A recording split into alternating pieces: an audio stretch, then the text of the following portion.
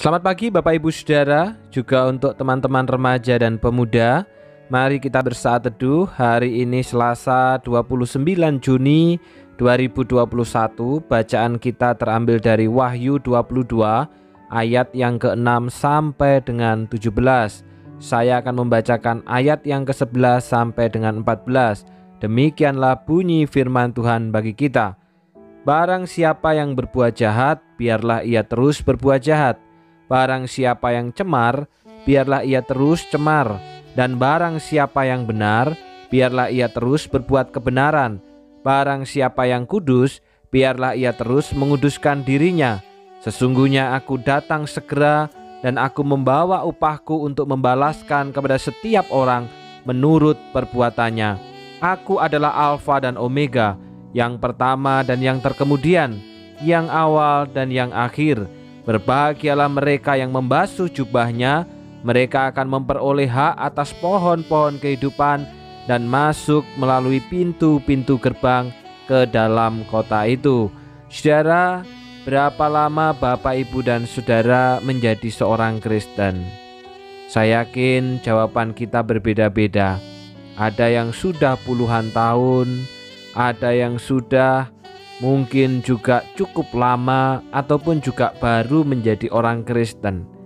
Maka pertanyaan selanjutnya adalah, selama jangka waktu tersebut sampai hari ini, saudara, apakah kita tetap berbuat jahat atau makin berbuat kebenaran? Apakah kita tetap hidup dalam cemar atau kita makin hidup dalam kekudusan? Nah, pada akhirnya, saudara, hidup kita akan menyatakan bagaimana iman kita. Karena iman yang benar akan menghasilkan hidup yang benar. Wahyu ditulis oleh Yohanes, saudara, atas perintah Tuhan Yesus untuk menguatkan umat Tuhan yang sedang menghadapi penganiayaan yang kian hari kian berat. Kita harus ingat, tujuan penglihatan-penglihatan kitab Wahyu ini adalah penghiburan bagi umat yang sedang dianiaya oleh penguasa dunia. Mereka yang menyembah sinaga dan para pengikutnya bahwa Allah yang umat sembah adalah Allah yang berdaulat. Inilah kabar baik bagi umat Tuhan, sekaligus menjadi kabar buruk bagi mereka yang tetap berkajang dalam dosa. Intisari kitab Wahyu adalah bahwa Allah berdaulat atas sejarah dunia ini. Kuasa iblis yang memakai pemimpin dan budaya dunia untuk menyesatkan umat manusia tetap ada di bawah kendali Sang Pencipta dan Pemilik. Kristus telah memastikan bahwa semua rencana Allah bagi dunia dan bagi keselamatan umatnya akan tercapai dengan sempurna, saudara. Pada akhirnya, mereka yang mengaku sebagai umat Allah, kita yang mengaku sebagai miliknya, akan nyata dalam perbuatannya. Seperti dikatakan dalam Wahyu 22 ayat 11, barang siapa yang berbuat jahat, biarlah ia terus berbuat jahat. Barang siapa yang cemar, biarlah ia terus cemar. Dan barang siapa yang benar, biarlah ia terus berbuat kebenaran. Barang siapa yang kudus, biarlah ia terus menguduskan dirinya. Apa artinya siapa yang berbuat jahat, biarlah ia terus berbuat jahat?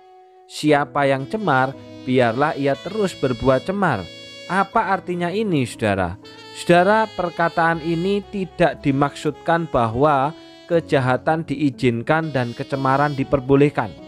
Namun di sini menunjukkan jikalau seseorang terus keras hati dan tidak mau mendengarkan kebenaran, maka ia terus berada dalam keadaannya itu, sesuai dengan keputusannya.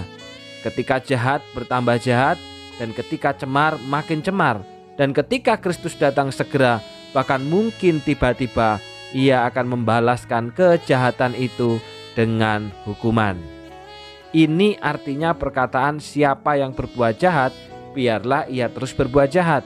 Barang siapa cemar, biarlah ia terus berbuat cemar. Namun saudara, umat yang sejati bukan melakukan hal ini, tetapi justru yang harus dilakukan oleh umat yang sejati adalah barang siapa yang benar, biarlah ia terus berbuat benar.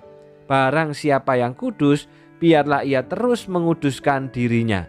Maka apa artinya berbuat benar ini? Dalam terjemahan lain, orang yang berbuat benar adalah orang yang menuruti kemauan Allah. Biarlah terus menuruti kemauan Allah. Saudara, Allah ingin mereka yang mengaku umatnya, mengaku sebagai miliknya, semakin lama menjadi Kristen, semakin lama menjadi anggota jemaat dalam segala kesulitan dan kesusahan apapun juga, maka yang dilakukan justru semakin menuruti kemauan Allah. Bukan sebaliknya makin berbuat jahat dan cemar. Ini yang Allah kehendaki, ini yang Allah mau atas umatnya.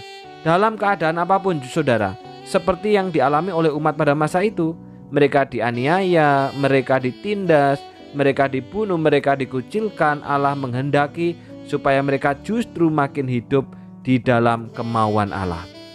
Maka pertanyaannya saudara, apakah kita yang mengaku sebagai umatnya hari ini sudah berada dalam fase ini, di mana hidup kita terus menuruti kemauan Allah?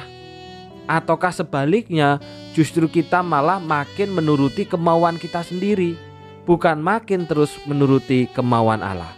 Karena itu saudara, mari kita menantikan kedatangan Tuhan dengan makin hidup menurut kemauan Allah.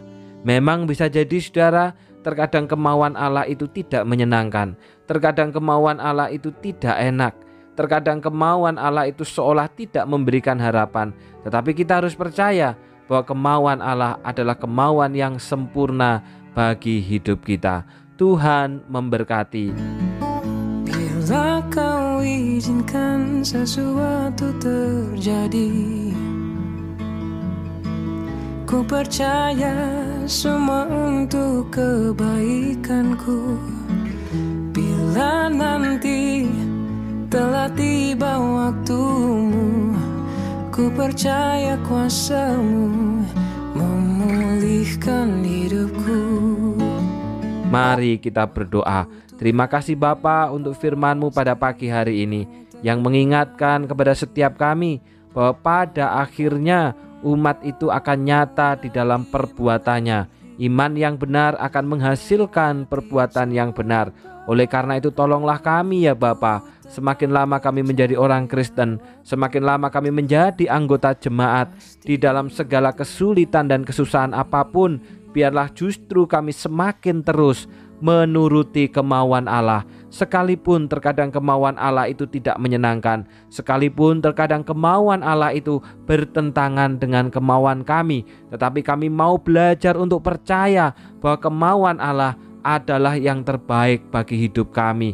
Bersyukur ya Bapa, bila pada hari kemarin telah dilaksanakan pembinaan majelis sewilayah 5 Banyuwangi yang diikuti oleh kurang lebih 34 majelis yang tergabung bersama. Bersyukur untuk hamba-Mu Pendeta Markus Domingus yang telah mengajarkan kebenaran firman, bahkan berbagai pergumulan yang terjadi di tengah-tengah majelis wilayah 5 Banyuwangi.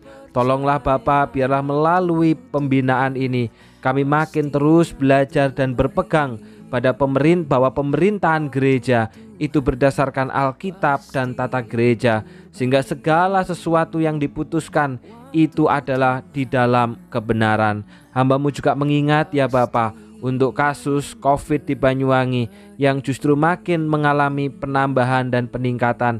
Hamba-Mu berdoa untuk pemerintah, baik itu mulai Ibu Bupati bersama dengan Bapak Wakil Bupati, bersama dengan seluruh jajaran Forpimda maupun juga Forpimka dari tingkat kecamatan yang ada sampai dengan kelurahan. Kiranya Tuhan menolong supaya semua bergerak cepat untuk dapat meminimalisirkan penyebaran COVID di Banyuwangi, sehingga klaster-klaster yang sudah ditemukan pada akhirnya dapat dikurung dan kemudian dapat diatasi dan tidak mengalami penyebaran yang makin bertambah pesat. Hamba-Mu juga berdoa untuk dinas kesehatan, para dokter, para perawat yang mereka berjuang meninggalkan keluarga. Oh Tuhan, kiranya Tuhan juga menolong mereka, memberikan kekuatan, memberikan kesehatan bagi mereka, supaya mereka pun juga boleh terus bekerja bersama-sama untuk melawan pandemi ini. Tidak lupa juga mengingat ya Bapa, untuk saudara Kevin yang juga berprofesi sebagai dokter. Kiranya juga Tuhan tolong di dalam pekerjaannya. Biarlah juga Tuhan terus memberikan kesehatan dan kekuatan, terlebih juga di dalam imannya. Hamba-Mu juga berdoa untuk seluruh warga masyarakat Banyuwangi. Biarlah punya kesadaran yang tinggi untuk mengikuti protokol kesehatan, terlebih juga menyediakan diri ketika pemerintah sudah memfasilitasi dengan adanya vaksin itu. Memang Tuhan, divaksin bukan berarti sudah kebal, tetapi paling tidak itu menghambat penularan, dan kalaupun pada akhirnya tertular dapat mengurangi risiko yang lebih besar. Mengingat pula Tuhan, pada pagi hari ini berdoa untuk pemuda kami, anak kami Kevin Darmalin yang tepat pada pagi hari ini 29 Juni tahun 2021 berusia genap yang ke-25. Kiranya Tuhan tolong Kevin supaya makin bertumbuh di dalam iman dan kebenaran. Tolonglah dia ya Bapa, supaya memiliki iman yang benar, bahkan kesempatan yang ada di Banyuwangi sekalipun itu secara online, bertambah setia dan terus setia di dalam perjanjian dengan Engkau. Terima kasih Bapa, masa depannya buatlah berhasil, karena kami percaya masa depan Kevin ada di tangan Tuhan. Segala sesuatu apa yang diharapkan, apa yang direncanakan, kiranya Engkau sendiri yang akan memperlengkapinya. Seluruh umat-Mu yang pada pagi hari ini sudah mengikuti saat teduh, biar akhirnya kami makin terus mengalami pertumbuhan iman, kami makin sehat, bukan hanya secara jasmani tetapi juga secara rohani. Dalam nama Tuhan Yesus kami sudah berdoa. Amin. Selamat ulang tahun untuk Kevin Darmalin. Kiranya Tuhan memberkati dan menuntunmu menjadi seorang pemuda yang takut akan Tuhan. Saat teduh kita pada pagi hari ini selesai.